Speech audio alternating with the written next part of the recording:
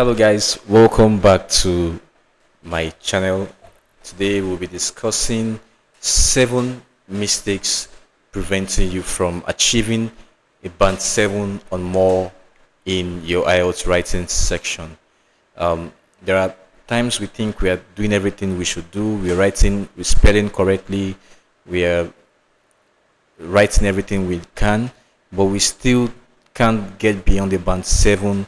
And funny enough, these are very little errors that if only you knew them, they're easy to avoid. So before we move into the list, hit that subscription button, like the video, and please share with your friends. They may need this. Right, let's dive right into it. So the writing section has some basic things that you're expected to do if you must get to a band 7. Now, the first thing is you want to ensure you have paragraphs and you have enough paragraphs. In the writing section, you have to have a minimum of 4 paragraphs. Now, those 4 paragraphs will include your introduction, the body of your article, and then the conclusion. So the body of the article could be 2 or 3 depending on the prompt. And I'm sure people writing the IELTS exam know what I mean by prompts. I mean your question. So ideally it should be 4, but it could be 5 depending on the prompt. Ensure that you have paragraphs. Your paragraphs could be separated by a line. Let's say you have one paragraph, then you leave a line in between another paragraph. Then you could have an indented paragraph. Indented just means the first line of your paragraph, there's a space at the beginning before you begin to write, and then that indicates that there is a paragraph there. But I recommend the block format. That's the one where you have spaces in between. So a paragraph, a space, then another paragraph. So that makes it very obvious that's a paragraph. If you write an article that you probably just have one long stretch of writing or just 2, you cannot attain a band 7. In fact, to be honest, you will be limited to a band 5 of the, what's it called now? The band score. Now, in the writing section, you want to also ensure you use the correct format. The correct format is your introduction, your body, and the conclusion. You don't want to number. You don't want to just you don't want to list or use points or subheadings. No, that's not the format. The correct format is just write your introduction, then followed by the paragraphs for your body, and then the conclusion. That's the correct format. Don't use a different format unless, of course, you want to play with your score. Then there's another thing. The third thing you should take note of if you want to attain a band 7 is to ensure you do exactly what the question says. Because when you're being scored, there's something they call task achievements and task response. Task achievement for task 1, task response for task 2. So you must completely answer the question.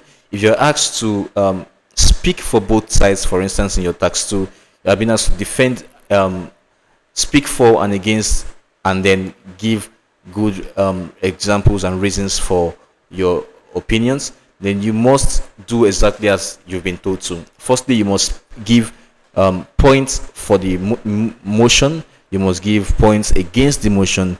Then you must provide examples and reasons for each point. Because if you just provide arguments for and forget to provide arguments that are against the motion, you can't get a band 7. You'll be limited to a band 5. That's the highest you can possibly get if you don't completely answer the question. So ensure you understand the question before you answer it, so you can meet at least a minimum of band 7.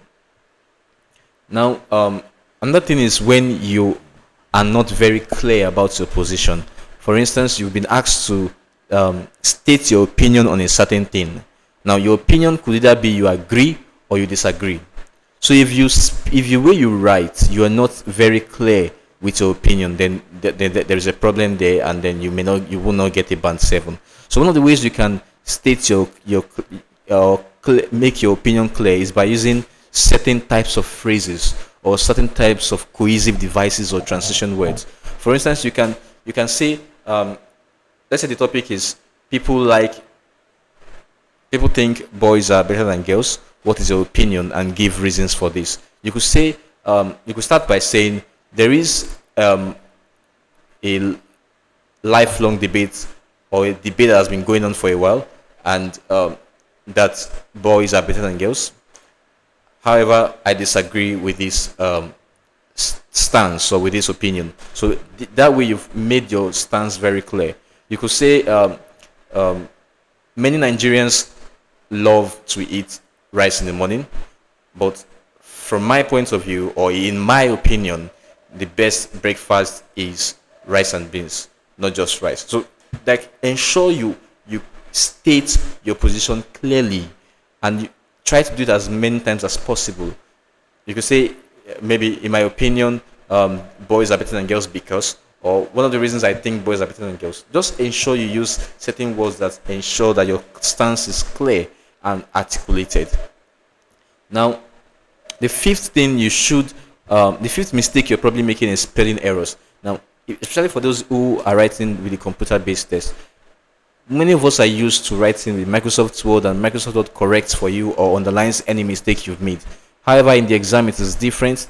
The computer's autocorrect is turned off, so even if you make a mistake, you're not notified. So be careful when you're spelling. Do not make typographical errors, like maybe you typed N where you should type M, or you typed two L's where you should not type two L's. Now, another thing is that when you're writing, make use of one method of spelling. There is the British and there's the American.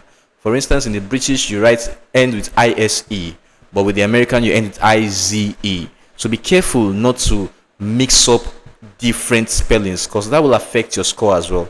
So be careful spelling errors and typographical errors. That could be something you're doing that is stopping you from achieving a band 7 or higher.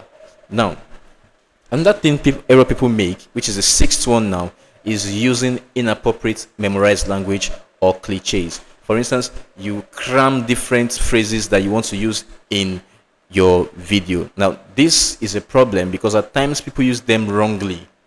For instance, you could use an expression that does not fit into a particular conversation or a particular topic. So if you use it in that case, or you use it in a way that is not comfortable with, or is not suitable for that particular context, you will be scored low, because it shows that your lexical resource is not very broad. You are limited to certain things that you've crammed. So I recommend you don't force an idiom, or you don't force an expression into your writing. In fact, it's better you don't use than you use one wrongly. But I recommend you use idioms, use phrases, use cliches, because they improve your writing. But make sure you're using them appropriately. Don't just use any random one. Now, the last tip is that some people try to be to sound